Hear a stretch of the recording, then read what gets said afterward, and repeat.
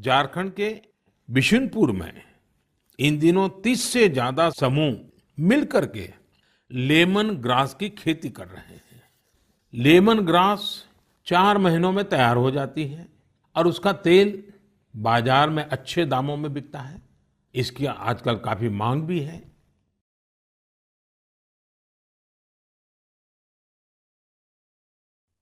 हैदराबाद के बोयिनपल्ली में एक स्थानीय सब्जी मंडी किस तरह अपने दायित्व को निभा रही है, ये पढ़कर भी मुझे बहुत अच्छा लगा।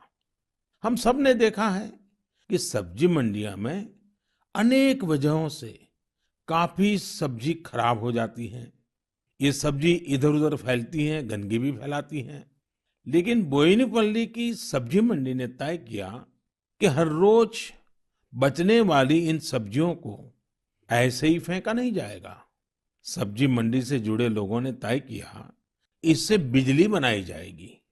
बेकार हुई सब्जियों से बिजली बनाने के बारे में शायद ही आपने कभी सुना हो। यही तो इनोवेशन की ताकत है। आज बोयिनपल्ली की मंडी में पहले जो वेस्ट था, आज उसी से वेल्थ क्रिएट हो रही है। यही तो कचरे से कंचन बनाने की यात्रा है। वहां हर दिन करीब 10 टन वेस्ट निकलता है। इसे एक प्लांट में इकट्ठा कर लिया जाता है।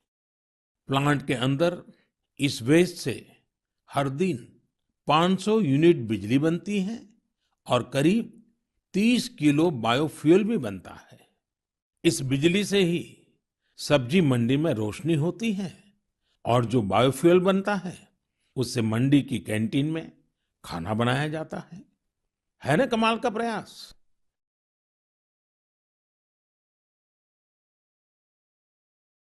अब जैसे कि अगर मैं आपसे पूछूं कि वो कौन से राज्य हैं जिन्हें आप सेब एप्पल के साथ जोड़ेंगे, तो जाहिर है कि आपके मन में सबसे पहले हिमाचल प्रदेश, जम्मू कश्मीर और उत्तराखंड का नाम आएगा।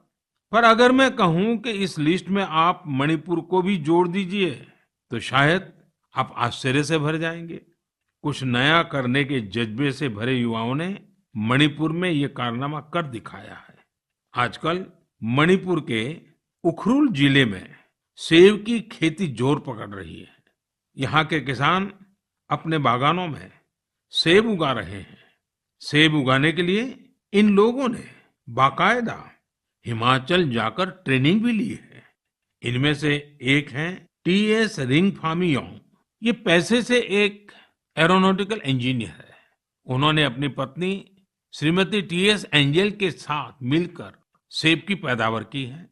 इसी तरह अवुंगशी शिमरे ऑगस्टिन ने भी अपने बागान में सेब का उत्पादन किया है। अवुंगशी दिल्ली में जॉब करती थी।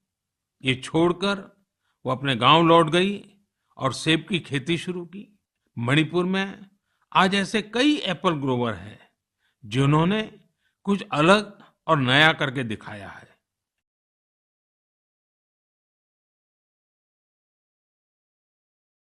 जम्मू कश्मीर के डोडा जिले में एक कस्बा है भदरवा। यहाँ के किसान दशकों से मक्के की पारंपरिक खेती करते आ रहे थे। लेकिन कुछ किसानों ने कुछ अलग करने की सोची। उन्होंने फ्लोरिकल्चर यानी फूलों की खेती का रुख किया। आज यहाँ के करीब 2500 किसान, 2500 किसान लेवेंडर की खेती कर रहे हैं। इन्हें केंद्र सरकार के एरोमा मिशन से मदद भी मिली है। इस नई खेती ने किसानों की आमदनी में बड़ा इजाफा किया है और आज लेवेंडर के साथ साथ इनकी सफलता की खुशबू भी दूर दूर तक फैल रही है।